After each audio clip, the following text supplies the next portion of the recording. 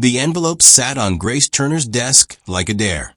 Daniel Hart closed the door and slid a folder across the table. He said one calm word that felt like a judge: governance. Her phone buzzed. Michael's message read, "I did it to protect her." The screen showed bank numbers and names. Betrayal in cold print. 5 minutes later she stood, walked to the head of the table, and fired them all. What happened next shocked everyone and set off a chain of events no one saw coming. Stay with me, this is a story you need to hear. Before we start the story, comment below and let us know where in the world you're watching from today. And if you find this story impactful, don't forget to subscribe for more. The envelope was small, the paper thin, the kind someone would use for a short, private thing. Grace Turner turned it over in her hand like she was checking for a lie. The corner had been folded once, hard, then tucked back. No stamp, no return. Just her name in a neat, clinical script and a single line inside. "We need to talk." The office around her was a glass box sitting on the 23rd floor. The city below had gone soft, streetlight pools, and the slow glint of headlights moving like careful beetles. Through the glass, buildings rose and fell in shadow, and somewhere far down the river a barge moved without sound. Up here, everything was quiet enough to hear the clock in the corridor click its small, private seconds. Grace sat in a chair that had been molded to the shape of her. It fits like an old habit. She had the kind of posture that said steady, shoulders set, chin even. Up close, the lines on her face told stories. Years packed into thin grooves around her mouth and eyes. They were not old lines. They were proof of decisions made in rooms like this. She welcomed structure because structure made the noise make sense. Tonight, the structure did not. A pot of coffee sat cold on the credenza. The mug beside it held lipstick marks from a long ago afternoon meeting. A framed photo leaned against the wall. Grace in a graduation gown, unsure and bright. Beside her, a man with a shy grin, Michael, whose hand rested like a promise on her shoulder. The photo felt fragile on the edge of her desk, like a memory stored in glass. Her phone buzzed. A text from her assistant, James. Building maintenance, locked the roof. "Are you leaving soon?" Grace did not answer. She folded the letter back into its envelope and slid it into her blazer. The action felt ceremonial.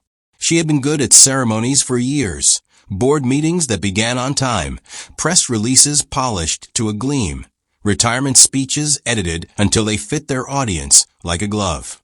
But ceremonies were easier to perform than to live. She rose and walked to the window. The city lights blurred where rain had begun to stitch the glass. For a moment, she let herself listen to the sound of rain. It was honest. It did not pretend to be anything but wet and steady. That steadiness was what she loved most about the night. It kept things simple. But tonight, even the rain felt like a witness. The building felt emptier than usual. Hallways that usually hummed with late-hour staff and urgent, whispered deals were ghost silent. Some of the floor lights had been dimmed to conserve power. The security guard at the desk, Samuel, nodded at her without looking up. His face was a map of the years he'd worked late. He did not say anything about the envelope. Maybe he did not see it. Maybe he did. Grace moved through the quiet with the grace of someone who had learned to occupy space that did not always welcome her. She had grown used to the small, cool glances at board dinners, to the way people sometimes said her name with a little clerked surprise attached, as if her presence at the head of a table had been a neat error. She had learned to make those moments irrelevant by being better prepared, by being smarter and quieter and quicker than the expectation that tried to hem her in. At the elevator, a woman in a red coat stepped in. Her smile was tired but real. "Ms. Turner," she said, brightening. "Working late." Grace smiled back. "Someone has to keep the lights on," she said. She meant it in more ways than one. The woman introduced herself as Rachel, a director from legal, who had stayed behind to finish papers. She did not linger. Small talk tapered off into shared silence. Silence rustled like paper between them. The elevator hummed down and opened into the lobby where the rain painted the glass doors with streaks like brushstrokes. Outside, the city smelled of wet concrete and exhaust and the faint, sweet memory of a bakery 2 blocks away. Grace tucked her hands into her coat pockets. She did not want to look at the envelope again, but she could not stop herself. She thought of a line inside. "We need to talk." The word should have felt ordinary, a corporate formality, but the script had been clinical, the paper cheap, choices that said nothing good about sentiment. A taste of iron came to her mouth. It might have been hunger. It might have been fear. She let it be both. She had been CEO for 3 years.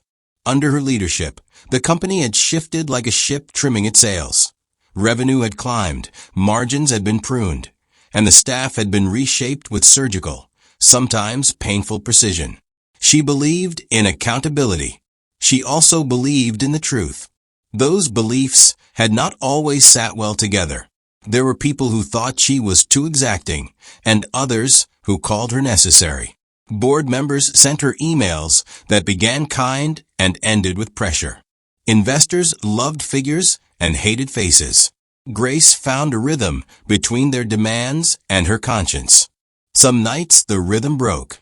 On the way to her car, she felt eyes on her. A man leaned under the awning of a coffee shop, smoking as if to warm his hand. He watched her with curiosity, and then, perhaps because it was easier to be a stranger, looked away. The city taught you to be watched and to look back without asking why. Her car was a dark shape parked under a sodium lamp. She slid in and closed the door. The seat remembered her. She sat for a long time with the engine off and the world blurred and moving around her. She took a breath and let it out slowly. Then, as if the envelope had been a stone thrown into a still pond, a ripple of images returned. Conversations at the board table where her proposals had been met with polite frowns. A secretary rearranging files to hide pages. Laughter in the break room that stopped when she entered. A man's name hovered in the back of her mind, Daniel Hart, one of the senior partners who had once been her mentor, and now sometimes seemed a stranger who kept a ledger of her mistakes. There was a rumor she had dismissed. There were whispers about budget lines that did not add up. She started the car and drove. The city moved past like a film played too fast. Streetlights streaked into lines. She thought of Michael, the man in the photograph. He had always told her to remember who she was when the rest of the world tried to make sense of her by other names. "You are not other to yourself," he used to say, as if this were a prayer. A small laugh flickered loose. It felt like a private reply. Grace had built the company from a branch office into a name that demanded credit. She had walked into rooms where no one expected her, and she had left them rearranged. Yet tonight the envelope felt like an accusation from a future that had been hiding behind polite applause. She felt both justified and vulnerable, like a statue that knew its own weight but feared the crack. When she reached her apartment, lights from neighboring windows made a grid across the sky. She put the kettle on and watched steam blur the kitchen light. The city had folded into itself by then. Windows closing, curtains drawn, life becoming small and secret in many rooms. She set the envelope on the kitchen table and poured tea with a steady hand. The room smelled faintly of lemon and furniture polish. She opened the letter again, not because she wanted to, but because she wanted to know whether the world had finally decided to speak plainly to her. The paper rustled. The single line, "We need to talk," sat like a coin in a palm. Her phone rang sharp. She did not jump. It was Michael. His voice was a low thread over the line. "Grace," he said, "are you okay?" She let herself exhale. "I'm fine," she lied without heat. She told him about the envelope. He listened. And in his silence, she heard trust and old fear braided together. "Don't go in blind," he said. "And don't let them make you small. Promise me that." She promised. The word felt like a hinge turning in a door. Promise kept. Promise kept. She placed the envelope into a small drawer with a stack of other small things. An old company badge, a key with no lock, a matchbox from a hotel in a coastal town she had visited once with Michael. She closed the drawer and sat back. Night hummed like a tuned instrument, and once again she made herself become a shape steady enough to hold the sound. Somewhere within that steady shape lived a woman who had learned not to wait for permission.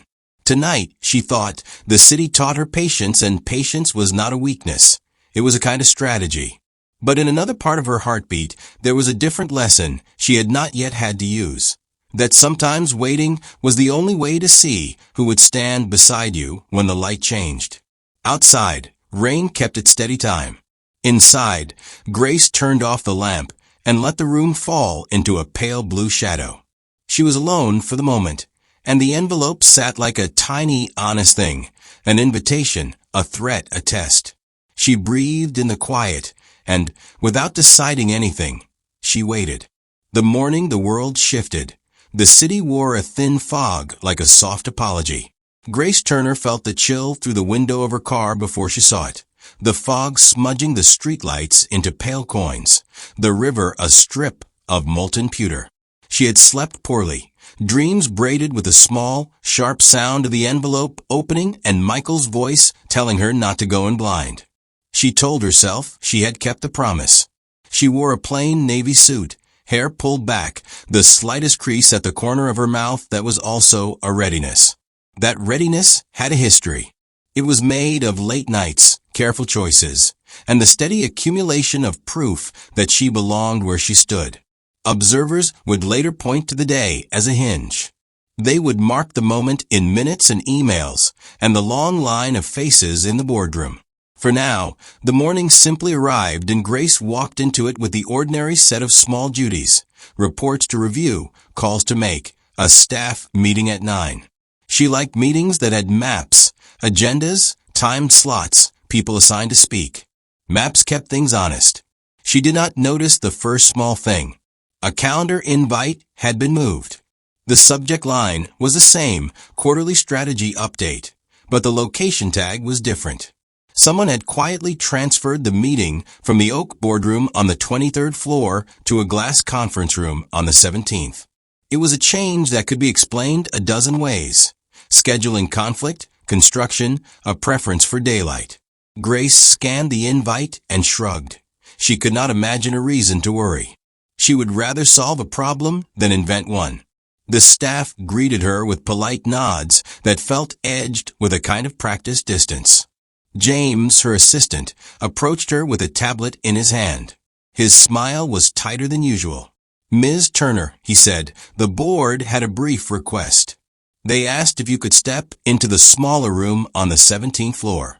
They said they wanted to speak with you privately before today's meeting." The words were normal enough. "Okay, thank them for the heads up," Grace said. She did not like surprises. Private conversations with the board were not unusual. They were sometimes routine course corrections. Yet, as she walked toward the elevators, a small prickle of unease tickled the back of her neck. Her attention snagged on a detail that might have been nothing. The way Daniel Hart's name appeared at the top of the tablet, as if he had initiated the invite. Daniel had been a mentor once, back when Grace still hesitated before speaking. He had a pleasant way of making laughter sound like advice. But lately his tone in emails had been different, formal, clipped. She pushed the thought aside. People changed. Power altered manners. The elevator hummed. The 17th floor lobby smelled faintly of lemon and printer toner. The conference room was bright, the glass reflecting the morning like a promise. Inside, the board waited in chairs arranged like a crescent. Daniel sat in the center, hands folded on a table. Around him sat Catherine Bellamy, Robert Ellis, and Karen Mitchell, names that had been with her through pay raises, layoffs, and the long, delicate balancing of investors' appetites. Their faces were neutral. Neutral is a kind of weapon, Grace had learned. It keeps feelings in reserve until they form into sentences that can sting. "Grace," Daniel said, his voice soft in a room made hard by polished wood and light. We need to speak about a matter of governance. His use of the word governance was precise. It had a taste in the air, metal, and the spark of a lighter. When she sat, he did not ask her to sit. He assumed it. The assumption felt small, almost trivial. She could have stood. She did not. The room seemed to hold its breath, waiting for the formalities to be done. No one mentioned the envelope. No one pretended the morning was not charged. The way they spoke was careful and measured, like people reading from a sane script. Outside the glass, the city went about its business, unaware of the tension braided into the air inside. Daniel's eyes, for a moment, did something that did not belong to the script. They softened, like a man remembering a history he had helped write. Then his voice shifted back to official. There have been concerns raised about compliance issues, Grace. We have had some irregularities flagged in the audits. Irregularities was a small word for a wide accusation. Grace's hands folded together in her lap. "Show me," she said steady. The steady answer had carried her through worse nights than this one. They did not show her. Instead, Catherine slid a folder across the table. Its top page had figures and red pen marks, and the kind of shorthand an accountant uses when impatience meets fear. Grace opened the folder and scanned the pages with the speed of someone trained to find truth in numbers. Some lines made no sense to her, small deviations that could be clerical errors. Others hinted at something more deliberate. Expenses routed through odd shell accounts, vendor contracts with expired signatures. "These are serious," Robert said. His voice was the color of wood smoke. "We need a plan to manage the fallout." Grace looked up. She could feel the weight of the room pressing down, not with hostility, but with a brittle corporate resolve. "When were these flagged?" she asked. "Last week," Karen said. An external reviewer pulled together an initial report. "We wanted to come to you first." They wanted to come to her first. The phrasing mattered. It suggested distance. It suggested a protecting layer placed between Grace and the full demand of the truth. Something shifted then, a sense like a hand sliding across glass to slow motion. In the corner of the room, James's face paled the color of an overcast sky. He had been Grace's ally, her daily choreographer, the man who arranged calendars and smoothed egos with equal care. She felt his presence like a talisman. She remembered, with sudden clarity, the way Michael's hand had rested on her during that college photo. Steady, small, a promise of partnership. She watched Daniel carefully. He did not meet her eyes. Grace asked the question that split the air. Who would gain if these things were true? It was an odd question for a board meeting, and yet it was the right one. The room grew quiet as if her words had cut a wire. Daniel's lips thinned. "We're not making accusations," he said. "We are asking you to step aside while we investigate." The phrase hit her like a physical thing. Step aside. It held the weight of dismissal wrapped in plausible deniability. For a beat, she imagined the elevator doors, the clean gold letters on the company door, the meetings where she had argued and prevailed.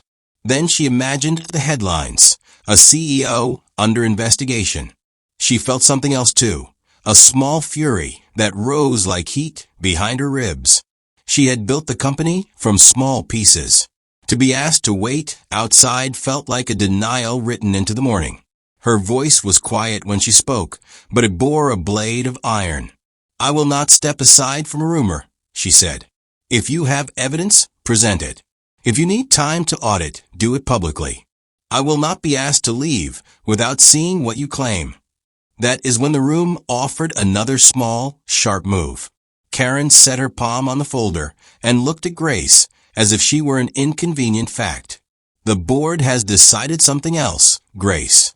For the sake of the company's reputation, we ask that you wait outside during the initial review. It is temporary."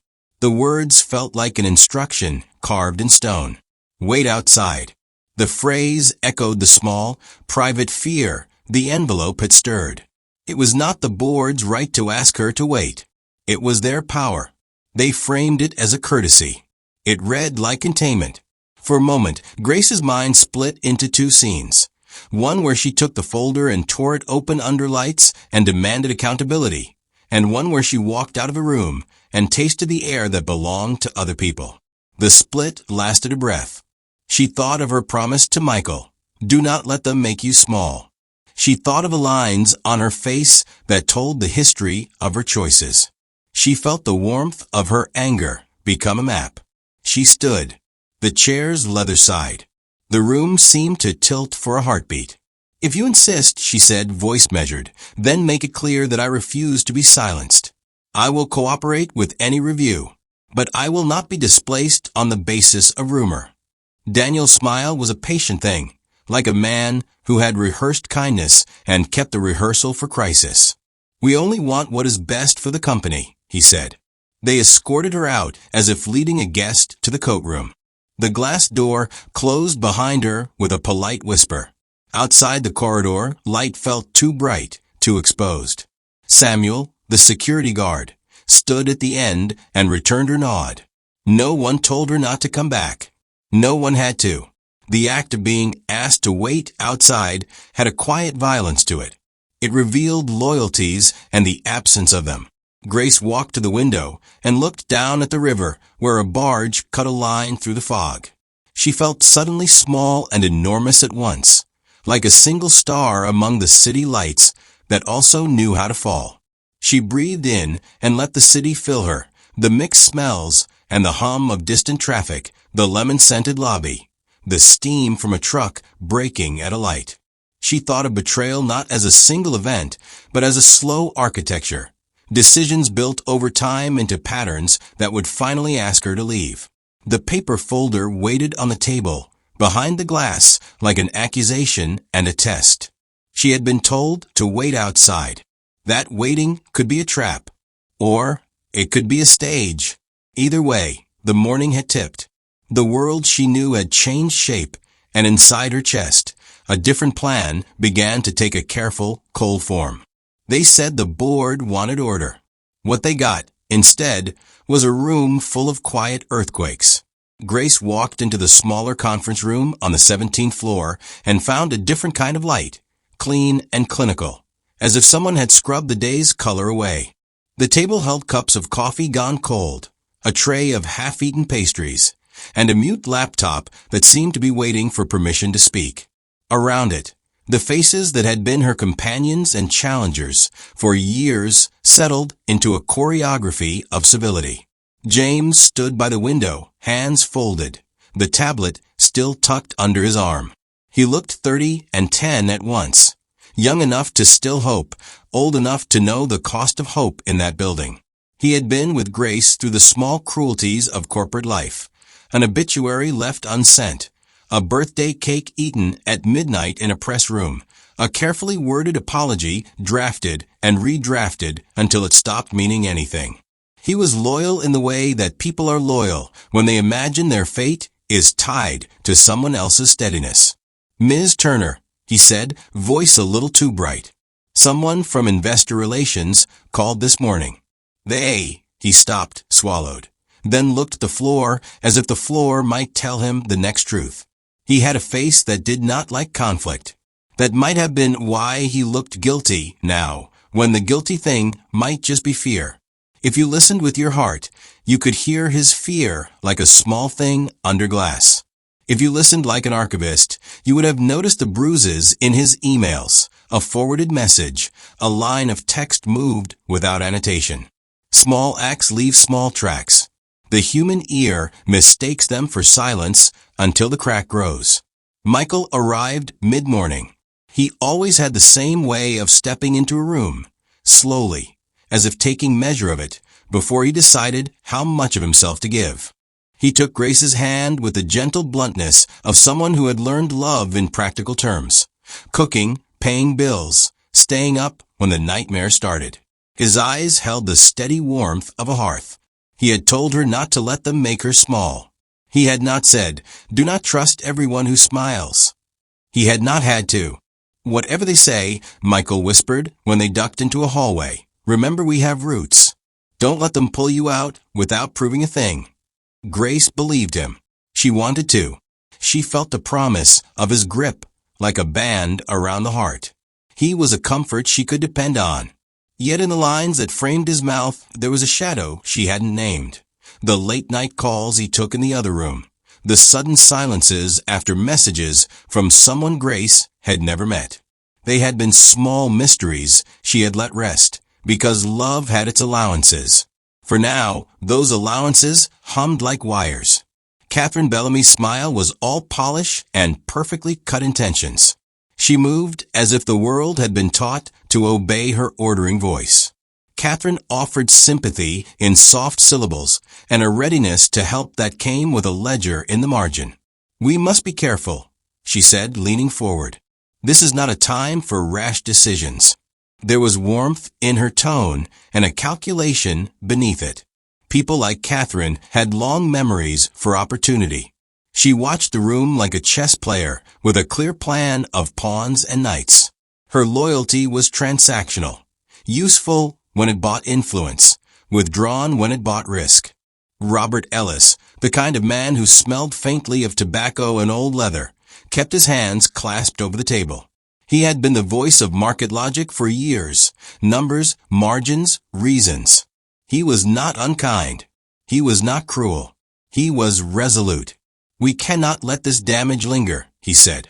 "Even the hint of impropriety damages stock and faith." Karen Mitchell, sharp and efficient, combed through the folder like someone sorting scraps into evidence. She liked rules and the momentum of them. She had not always been on the board. She had fought her way up by the neatness of her mind. She had grown certain that order came before mercy. That belief made her reliable and sometimes brittle. The tension in the room had the taste of lemon and metal. It was as if the air pressed the need for decisions into everyone's throats. Conversation moved around the small facts like a river around stones. No one spoke the name that had begun to feel like a bruise, irregularities.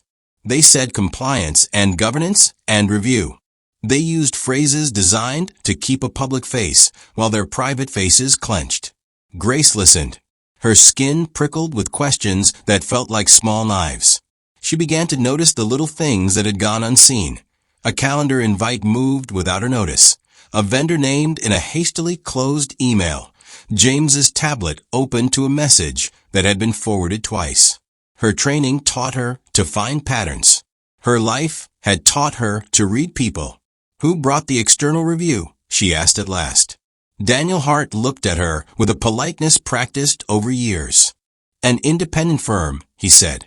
"We thought it best to be transparent." His voice suggested transparency, like a curtain promised sunlight. Yet when she checked his eyes, his reply did not match the pulse there. Daniel had given her guidance early in her career, encouraged her to speak, to take risks, to make offers that had seemed audacious at the time. That memory lodged in her like a splinter, gratitude mixed with a sting of betrayal long delayed. He had been kind when she needed courage. Now his kindness looked like a map to somewhere else. In quieter spaces later that day, when the building hummed with normality just beyond the glass, James confessed small truths in sentences that tried to be harmless. "I forwarded some invoices to Mr. Ellis last month," he said, hands shaking a little. "He asked them for reconciliation." "Who asked him?" Grace asked. Daniel." He said to make sure the files were available." The confession sounded like a thread pulled from a seam. It was not an accusation. It was a revelation of wiring in the machine. The name Daniel rose like a tide. Grace felt a coldness that had nothing to do with the fog outside. She moved through the next days like someone walking a room she had once furnished. The pieces were the same, but the light reframed them. Her memories of mentorship and support now had margins. A kindness given years ago could be used now as leverage. The world had a cruel sense of humor. The same people who lifted her could also be those who lowered her. She watched Michael, trying to read the spaces he did not fill. He bought her coffee mid-morning with the same patient routine, yet there were moments when he would check his phone and look away. He would smile and say, "Everything will be fine," as if reassurance could make the world obey. She wanted to believe him because belief softened the night. But a wise part of her held a ledger of small anomalies. In rooms outside the board's glass, alliances formed with the speed of storms. Catherine took lunch with Karen and Robert, discussing language and optics. Daniel met privately with investors, his tone smooth as oil. James, caught between duty and fear, carried messages like a courier with a broken compass.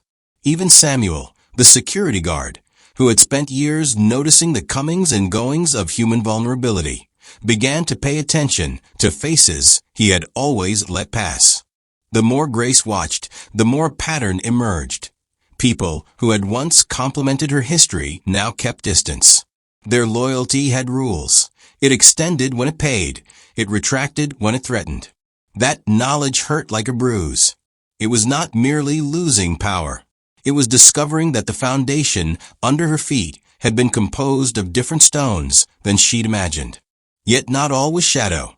She found tenderness in small acts. Michael's hands gentle when he brushed hair from her forehead. James leaving a carefully folded note on her desk with a list of harmless items. Groceries, a reminder to sleep. Acts meant to anchor her.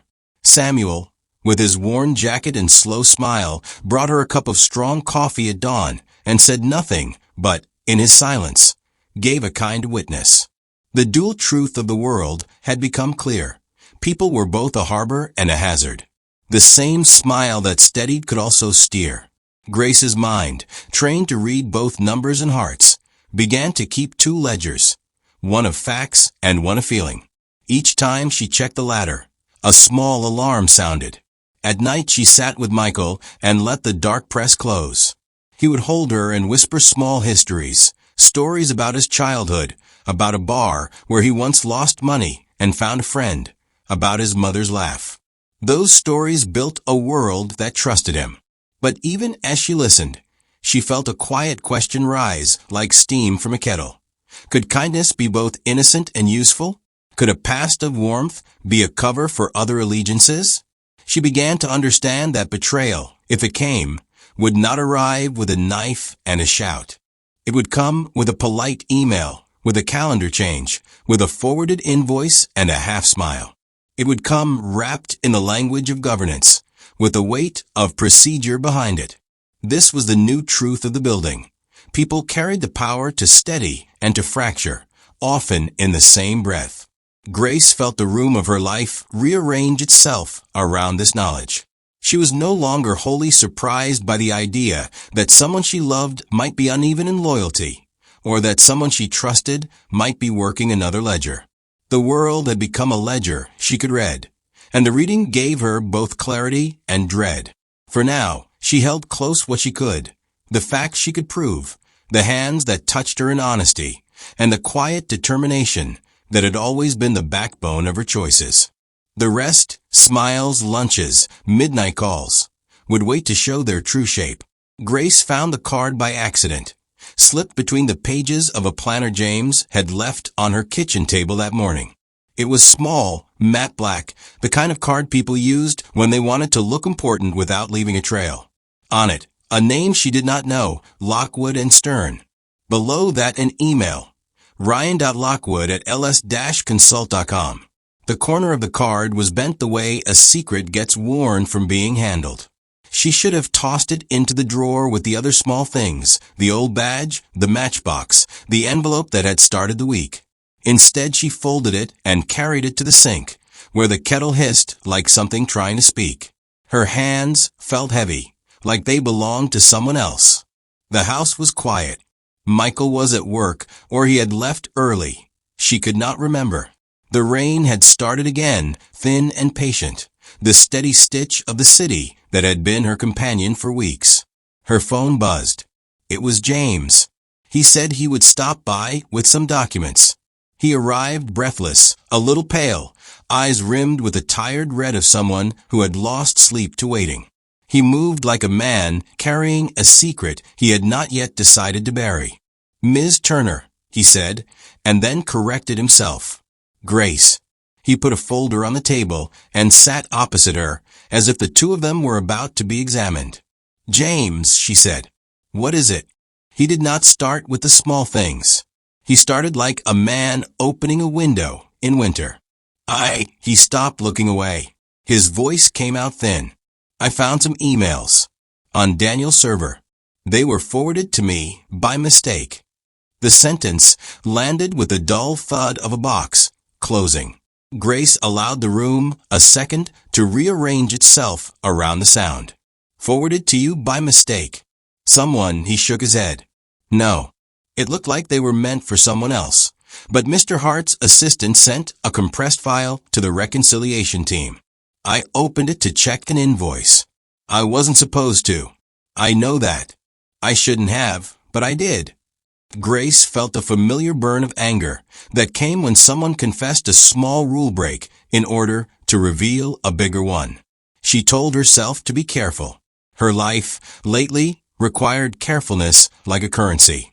"What did you see?" she asked. He placed a USB on the table. It looked ordinary, white plastic, cheap. She had the sudden, silly image of it as a pebble that rolled into the tide and revealed the sea. "Emails," he said. "Payment instructions, names, references to discrete services. There are wires to an account at a bank in Jersey. Lockwood and Stern shows up." But he swallowed. "There's also correspondence for Michael." The name fell in the kitchen like a stone. Grace's heart, always a stubborn instrument, hit a beat that seemed out of time. Michael, her Michael, the man whose hand had been a promise in a photograph, appeared in her head like an old film reel. His laugh, the slow patience in his movements, the way he had told her to keep her voice. The kettle clicked itself into silence. "He wrote to Daniel?" Grace asked. The words came out like she was testing their shape. James nodded. "There are drafts, confirmations. Payment sent. Receipt attached. Ensure discretion. There's a note. I need this closed by month end. My sister's account." Grace remembered a conversation with Michael from months ago. An offhand mention of a sister living in another town, a worry about medical bills, a request for flexibility at a time when meetings made requests hard. He had never spoken of debt. He had always been steady. The image of him with the kettle, the way he balanced their small life like a scale, felt like an invisible betrayal now. She took the USB with hands that trembled. The plastic felt cold. She plugged it into her laptop and watched a list of files appear. Email headers, PDFs, bank transfer confirmations. She opened an email, and the words made the room tilt. "Ryan, read one draft for Michael. As discussed, the retainer has been wired. Please confirm receipt. Discretion is paramount. I ask because of family reasons. Thank you. Michael Dane." Another email sent from an address she had seen on Daniel's tablet months ago. "Michael, funds received. We will proceed with the measures you requested. Per our agreement, we will route through Northbridge Holdings for external consulting to avoid board scrutiny." She read them twice, the second time as if the sentences might change if she paid them more attention. Northbridge, Lockwood and Stern. Northbridge was the vendor whose invoice had appeared as an irregularity in the packet Catherine had slid across the table. Lockwood and Stern was the private investigation firm that Daniel had mentioned in passing. The threads crossed like lines in a web. Grace's mouth tasted of metal. She slammed the laptop closed and looked up at James. The kitchen felt suddenly like a stage where the lights had been turned too harsh.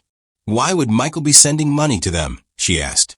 The question was both small and enormous. James made a sound that might have been a laugh, might have been a sob. "There's more," he said. "There's a note in one of the emails. Daniel thanks Michael for cooperating and says, 'This will protect the company's future and yours, Grace.'" The words sat between them like a verdict. Grace felt cold move through her, the way ice travels through a river before the surface breaks. Michael had written to Daniel. He had arranged payments. He had asked for discretion. He had tied his family's fate to a chain that now, by paper, looped around her neck. She wanted to believe there was a reason that did not lead to betrayal. Maybe Michael had paid to keep someone quiet without telling her, out of shame. Maybe he had tried to fix something he believed would harm her. Her mind reached for explanations, like a drowning hand for a rope. "You told me to promise you wouldn't let them make you small," she said, not to James but to the room, to the ghost of a prayer Michael had once said to her. "You told me to stand." James's eyes were wet. "I'm sorry," he said.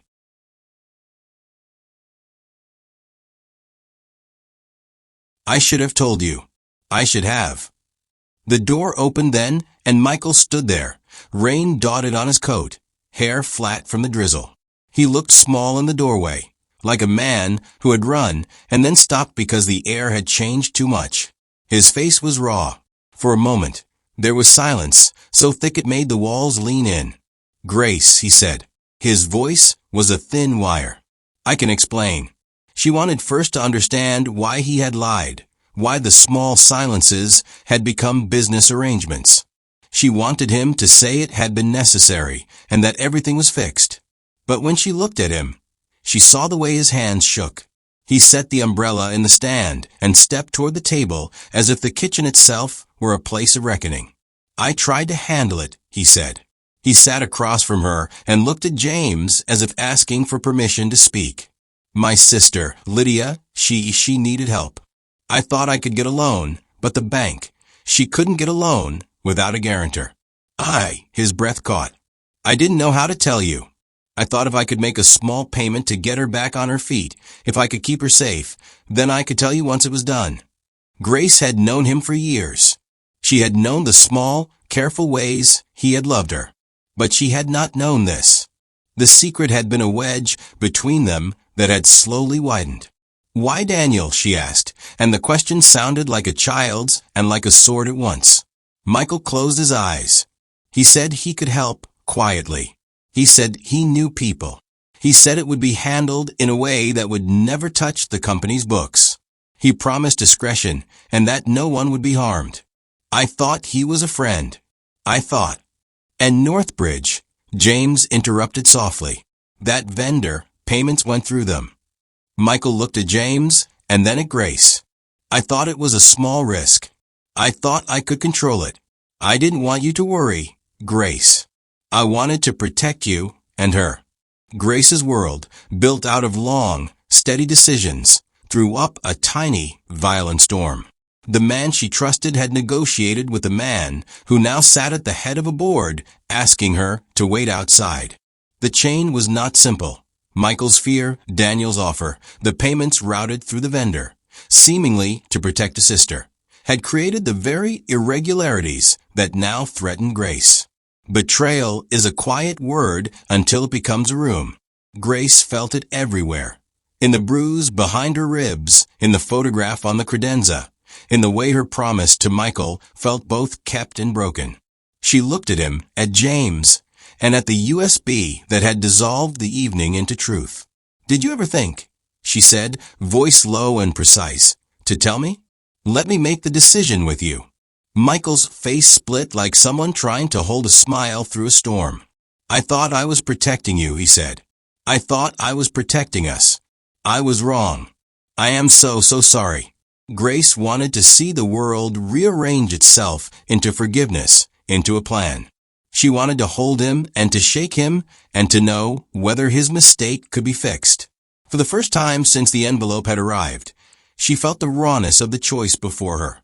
To see Michael's act as a foolish, loving error, or to read it as the first clear sign that someone close to her had tied knots with the men who might cut her down. Outside, the rain tapped the window in a steady, indifferent rhythm. Inside, the kitchen smelled of lemon and fear. The USB sat between them like a third presence, making an accusation no one could deny. Grace held the card for Lockwood and Stern and felt the shape of the world tilt. Once more, under her feet. Grace woke to a phone buzzing like a persistent insect. The screen showed unknown numbers, one after the other, and then James's name. She fumbled for it with a hand that remembered too many late nights. His voice was thin, urgent. "There's Chatter," he said without preamble.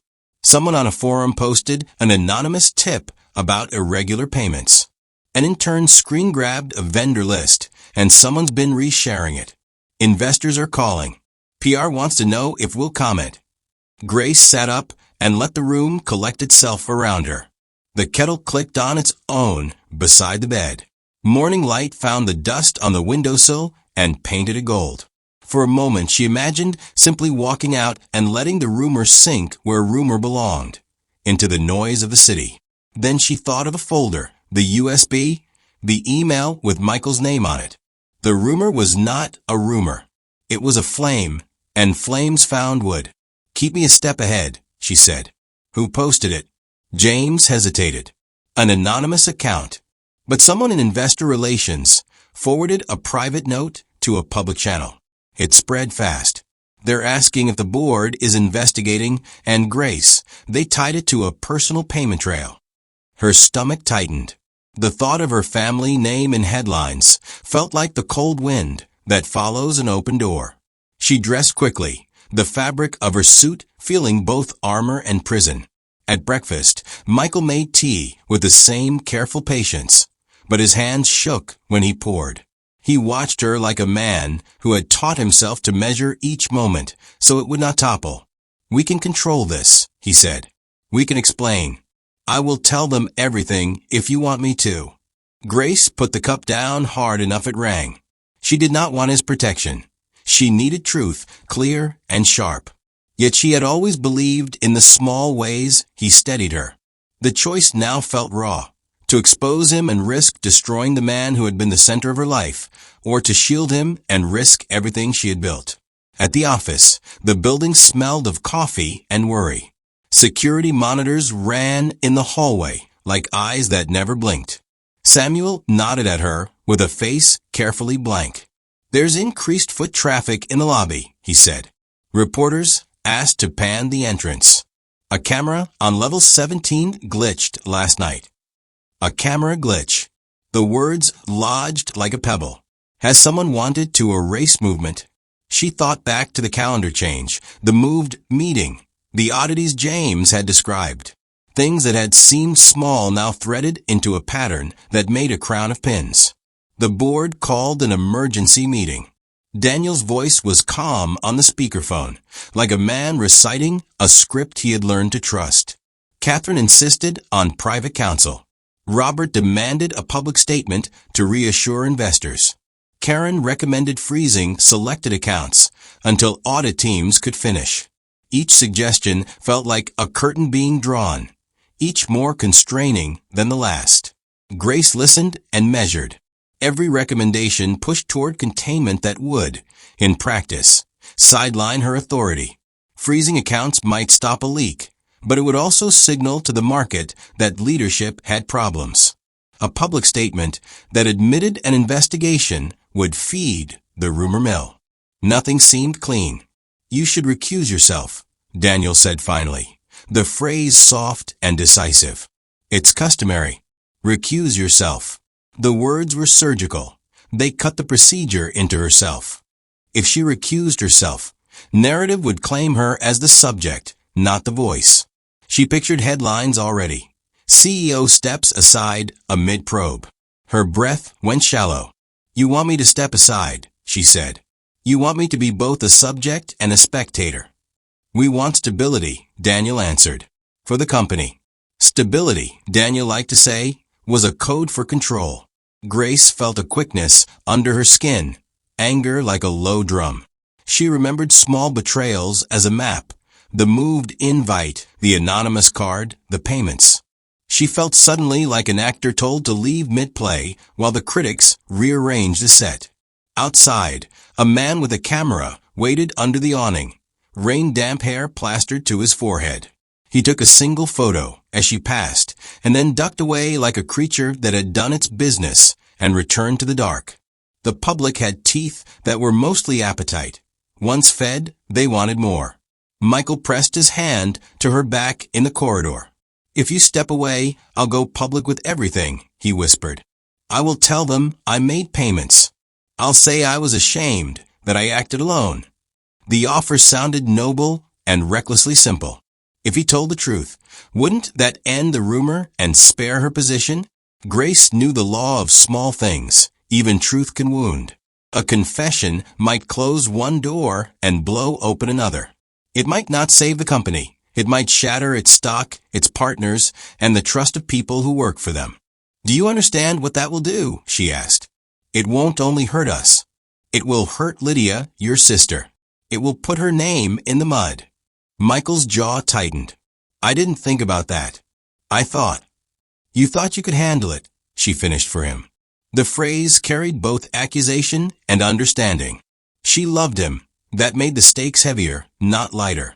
Protecting someone she loved had always been worth the cost. Now the cost might be everything. In the days that followed, Grace moved through a maze of meetings. Lawyers suggested phrases. PR proposed narratives. Investors asked for guarantees. Each conversation peeled back a layer of something she had once trusted. James moved like a ghost, present but changed, his eyes avoiding her sometimes, and at others searching them as if for forgiveness. Night brought little relief. The house felt thin, the walls papered with rumor. Grace woke to messages, some sympathetic, some blaming, friends and colleagues sending small judgments like slow knives. Her mother called and held back tears she refused to name. Michael offered to resign from his job, to move away, to let the scandal be his alone. The offers came like storm fronts, too much and too late. One night she sat alone at the kitchen table and opened the USB again. The files were stark and clear, names and transfers, and notes that tied to Daniel and to Northbridge. She imagined pins on a board, threads from vendor to vendor, each crossing a border until they looped back to the one who had once asked her to attend town hall meetings, the one who had taught her to speak up. There was another thread she couldn't ignore, the camera glitch Samuel had mentioned. If someone had tampered with surveillance, then the problem was not just accounting. It was manipulation. Someone had the reach to hide evidence or plant it. That person's fingerprints might be invisible, but the pattern was there. Control, pretense, a slow squeezing of options. Grace realized the problem was not just that she had been asked to wait outside. The problem was that a group of people had begun to write a story about her, without her pen. She had two options left that felt like possible defenses. One was the slow, legal route, cooperate, produce evidence, and hope truth filtered slowly into the air. The other was sharper, to seize narrative control, to expose anomalies publicly, to force questions that would make the board answer before they could write her out. Both moves carried risks. That night Michael sat beside her and did not speak. He had tried to fix the problem with money and discretion. That had failed. Now he offered himself as a shield. Grace felt the gravity of his love like pressure. She also felt the hollow of her position. What she had built could fracture into ruin if she chose wrongly. She thought of promises, to Michael, to herself, to the company she had grown from a small operation into a name. She thought of the photograph on her credenza, of hands placed on shoulders, of the small woman who had once believed that competence was protection. Now she understood competence was not armor against betrayal. It was the blade she would have to use. The city outside seemed to pulse with rumor like a living thing.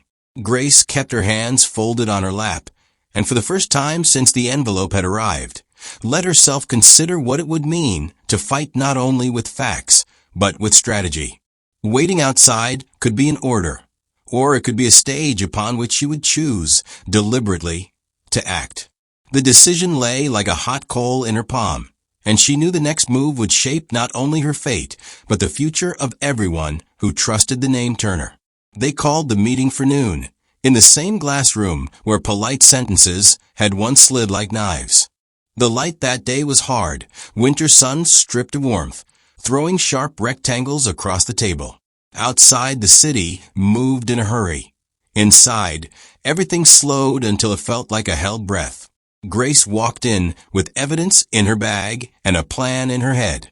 She had stayed awake that night stitching facts into a single shape. The USB, the bank confirmations, the email drafts, All of it had been copied and verified. Samuel had given her a burned copy of the raw surveillance footage from level 17. He had hesitated the first time she asked, then said, "You deserve to see what they wanted hidden." James had come to her quieter and steadier than she had seen him in weeks. He handed her a sealed envelope with logs, server logs, access times, Ryan Lockwood's and Daniel Hart's signatures where they shouldn't have been. He had said only, "I didn't do the right thing at first. I can do the right thing now." There were sounds she could feel in the bones of the room. The hum of the heating system like a low tide, the tick of a wall clock that had learned to measure panic. The distant city that still believed this was only another morning. They waited like predators with civilized masks. Daniel sat at the head of the table the way a man claims a crown that feels heavy at the edges. Catherine's nails tapped a slow rhythm on glass. Robert checked his phone, watching numbers like weather. Karen watched the papers as if to memorize them before life could change. Grace placed a slim laptop on the table and connected the USB. The projector light flared and filled the wall with the first evidence. A list of transfers, names, dates. The sound of a pen dropping somewhere in the room made a small bell in the air. "I will speak once," Grace said. Her voice held everything she had become, sharp, steady, and not small. "Then I will let you respond." Daniel's smile was polite, but contained panic like a moth beating at glass. "Grace, we had hoped." "You had hoped to remove me without being blamed," she answered. "You thought the board could act as judge and jury and that the court of public opinion would bow to your timing." She clicked. The screen showed an email chain. The header read, "Payment instruction, Northbridge Holdings." The body showed an internal memo. "Route through Northbridge to avoid audit trails." The next slide was a bank confirmation. Northbridge to an account at Jersey. Next came Ryan Lockwood's email confirming receipt and saying, "Proceed per instructions. Discretion maintained." Daniel's face went briefly pale. He did not speak. The room seemed to pull inward. "You used Michael's problem as a lever," Grace said. "You found a weakness and pushed. You made him believe this was a way to protect family. You routed payments in a way that would show up as vendor irregularities. You then used those irregularities to move the meeting, to move the camera, to create a story that you could control." A collective inhale. Catherine's jaw tightened. Robert's fingers drummed. Karen's eyes flicked to Daniel and then away. Grace played the surveillance footage. The projector showed the footage from the 17th floor camera. The image was grainy at first. Then it started mid-movement. An edited clip. James's face hovered for a second, his expression blank, as if he'd been moved like a chess piece. Then the clip jumped. The full footage that Samuel gave now played, longer, rawer. It showed Daniel in the corridor that night speaking softly to James, Ryan Lockwood's assistant slipping a USB into James's tablet, and then a hand, Daniel's, reaching to the conference room door, fingers poised at the latch as if to ensure the meeting's fate. No one could look away. The sound of Daniel's voice from a footage, later pulled from an audio thread, matched his presence like a glove. "We need to be careful," he said. "This must seem like a governance action. Public, but tidy." James folded in on himself in the chair. Tears came slowly and honestly. "He told me it was for stability," James said. His voice cracked. He said Grace would understand. "I was afraid of losing my job." The room shifted then from corporate theater to raw consequence. Daniel's eyes were not proud. They were small and furious at being seen. Grace turned to Michael. He stood at the doorway, rain dark at his shoulders, face ashen but set. She had not known whether he would come. He had come with his own confession printed on paper, letters he had written to Daniel, while hoping the man would help. He had also come with the evidence of a last-minute change, a forwarded email from Ryan to Daniel that showed Ryan had been in direct contact with Lockwood and Stern on Daniel's instruction. "Why?" Grace asked. The word was not only for Daniel. It was for the whole room, for every small kindness that had been a ledger, and every ledger that had been a kindness. Why betray the trust? Daniel's voice came out small, then slick. We wanted stability. We thought a brief pause. You wanted a takeover, Grace said. You wanted to steer the company while avoiding blame. You used my husband, you used Northbridge, you used Lockwood and Stern to fabricate an audit trail. You tampered with surveillance. You planned leaks. You built a cage and then asked me to step into it. The boardroom was no longer a place of soft words. It was a courtroom without a judge. Investors were on the phone, hearing pieces as Grace narrated. Michael read his own confession out loud. How he had first sought help, then realized he'd been used. How he had turned and tried to get proof, and finally how he had come to Grace, ashamed and ready to make amends. Another twist came then, sudden and precise. Catherine rose and walked to the window. She looked at the city as if at an enemy. Yes, she said. Her voice was brittle with something like regret. I signed off on a motion to redirect liquidity last quarter. I thought we were protecting the company's market position. I didn't know it would be used to hide transfers. Her admission changed the shape again. She had not been the architect, but she had been willing, in a small way, to do whatever would protect stock value. Robert and Karen offered similar, smaller confessions, pressure from investors, fear of collapse. Each confession a small rupture. Grace listened to the confessions like rain on the roof, steady and unavoidable. Each admission formed a map of complicity. She felt fury, as hot as a furnace, but under it was something else, a tired, deep grief that came from seeing how easy it was for people to mistake fear for necessity. She closed the laptop. The sunlight on the table cut their faces into halves. She thought of the power she'd built, the nights she had stayed late, the careful kindnesses she had given. She stood and walked to the head of a table where Daniel sat. Her hand rested on the back of his chair like a judge returning a verdict. I am firing you, she said. The sentence dropped into the room and held. Her voice had no flourish. It had the simple force of truth. All of you on this table are relieved of your duties. Effective now. It felt dramatic, of course. But behind the drama was a clause she had long kept. As CEO, she had emergency powers, a fallback left by a founder who had believed in rapid response. She had been saving them for a real emergency. This was one. There was a sound like many small things breaking. Daniel's face went white. Catherine's hand flew to her mouth. Robert's tie looked suddenly foolish. Karen's posture hardened, like someone bracing for wind. Outside, reporters' phones lit up. Investors on the line demanded details, and the legal team, summoned before Grace spoke, moved like a trained current. She authorized an internal investigation, but it was no longer the board doing the investigating. She placed trusted external counsel in charge and asked Samuel to hand over every raw file he had. She asked James to stay if he would, and he nodded like a man who had been given a chance to be honest. Michael stepped forward. He did not apologize for his first error. Instead, he offered to resign to make amends. Grace took his hands. She felt the tremor in them, the fact of his love and the fact of his mistake.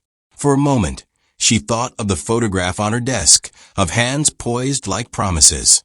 Stay, she said quietly. We will face this together. But you will be honest, always. No more secrets. He exhaled like a man who had been given a second chance, and then set himself to earn it. When the doors closed behind the men and women she had once trusted, the room felt emptied and full in equal parts. She had removed those who betrayed her, but she also felt the hollow that comes when something once whole is cut away. The victory tasted of iron and the clean smoke after a fire. In the days that followed, the market stabilized slowly. Some investors left. Others stayed because Grace showed a steady hand, a plan, a willingness to clean house ruthlessly but fairly. The external counsel filed charges where necessary. Daniel was escorted from the building. Lockwood and Stern's role was exposed. Ryan Lockwood's name was stained. He disappeared into legal fog. Grace stood now where the story could branch into many things: revenge, rebuilding, or retreat. She chose rebuilding. She instituted transparency measures, rewrote vendor workflows, and opened a program to support employees in crisis, so no one would feel forced to hide help behind back channels. At night, when the city went quiet, she walked by the window and saw lights blaze in other offices. She thought of trust, how it is made, how it is broken, and how small acts can build it back. She had fired them all. Yes, but the act was not only about power. It was an answer. To deceit, she answered with truth. To betrayal, she answered with exposure. Yet beneath the answer lay a quieter obligation: to move from punishment to repair. The moral remained complicated. Grace had taken a hard road and paid a hard price. Lives had been broken, including Michael's, by his own error and the board's corruption. People she had once loved were now strangers. She felt sorrow, not triumph. The city outside kept going, indifferent to the private storms of its citizens. Inside, she would learn to lead again, stripped of some illusions, clearer about the cost of trust, and determined to build a company where people could ask for help without fear of being used. The room had once asked her to wait outside. She had stepped back into it, and 5 minutes later she had fired them all. The decision was not a final end. It was a turning point, a harsh clearing of forest, so something truer might grow. The days after the showdown were noisy in a way that finally felt honest. Calls came in clear lines. Lawyers confirming filings, press teams asking for facts, and employees, real people, who wanted to know what to expect. Grace learned to answer with steady sentences. The ones she used most began, "Here is what we know," and ended with, "Here is how we will move forward." Saying those lines felt like setting stones in a new path. The market shivered at first, then began to settle. Some investors left. Others stayed because they watched Grace act, not panic. External counsel sifted through the files and found the knots Daniel had tried to hide. Lockwood and Stern dissolved under questions. Ryan Lockwood faded into legal fog. Daniel faced charges for fraud and tampering. Catherine, Robert, and Karen received fines and professional sanctions, some small, some large, depending on how deeply they'd been entangled.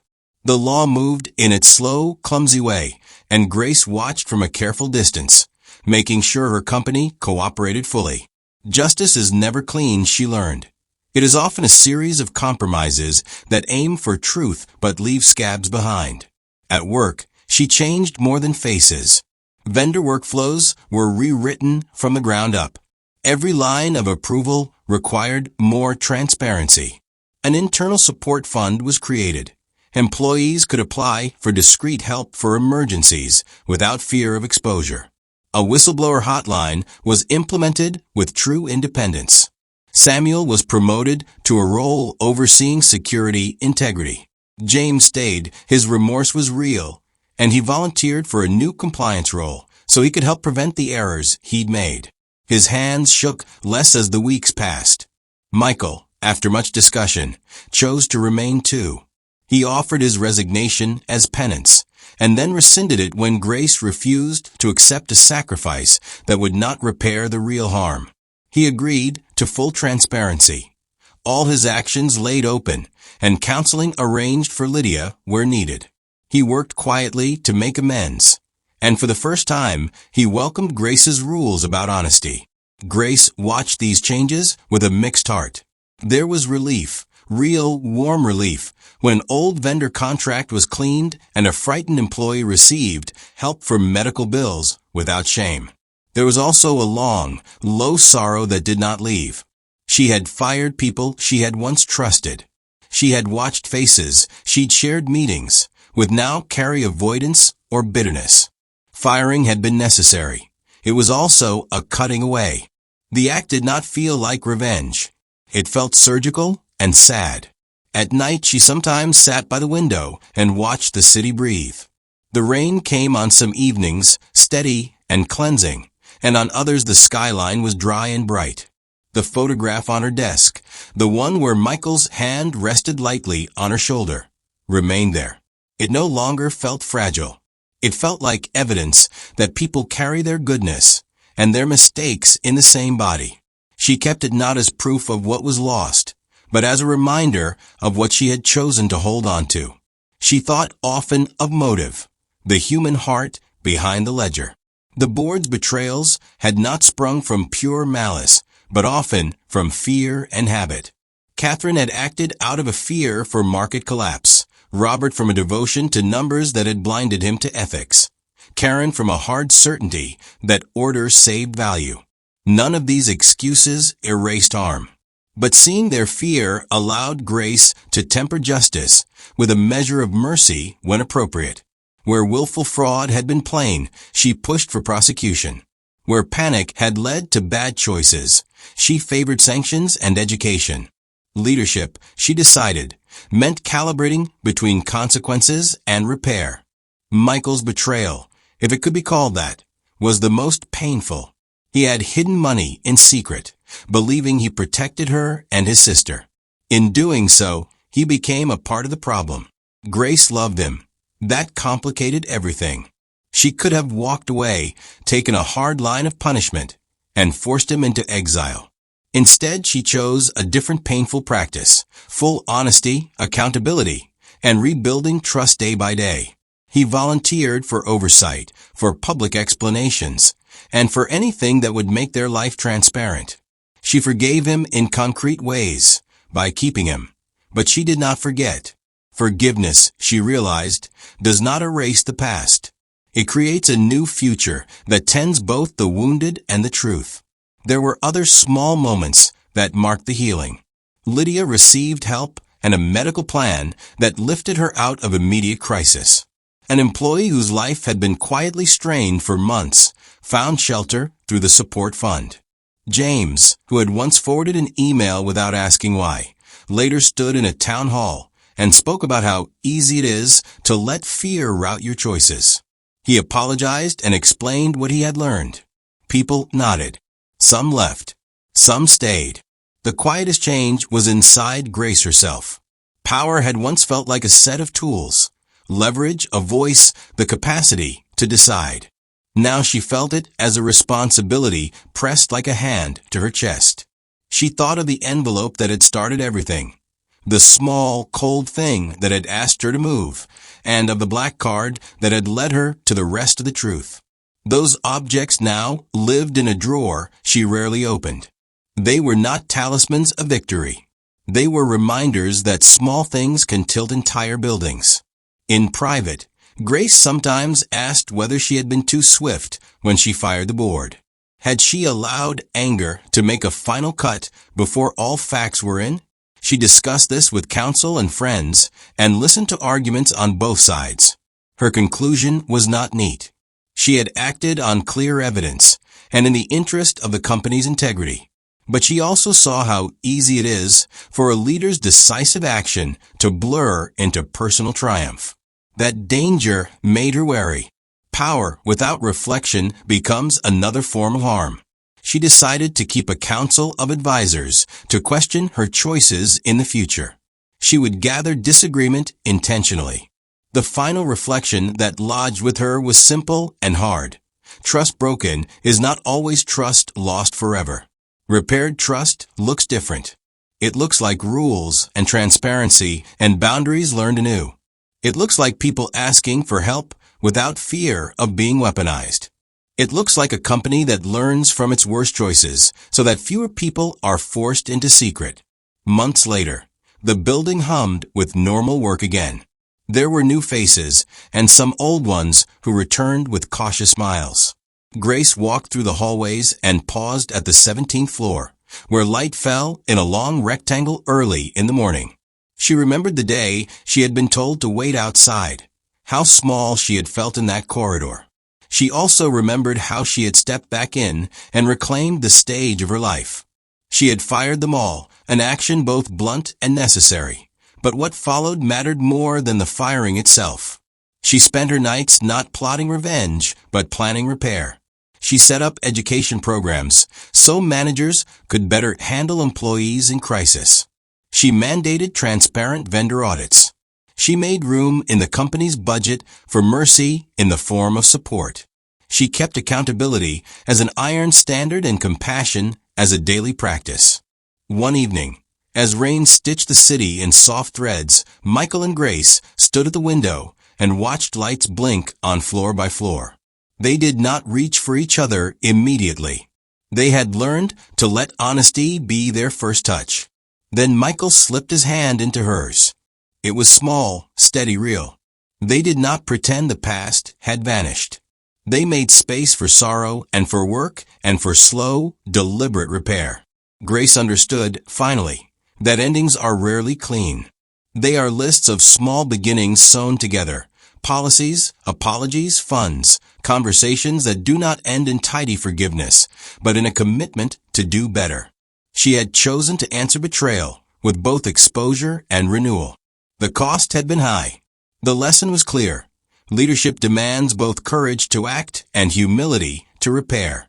In that balance, perhaps, lay what it meant to lead with honor in a world that often preferred the easy story over the true one.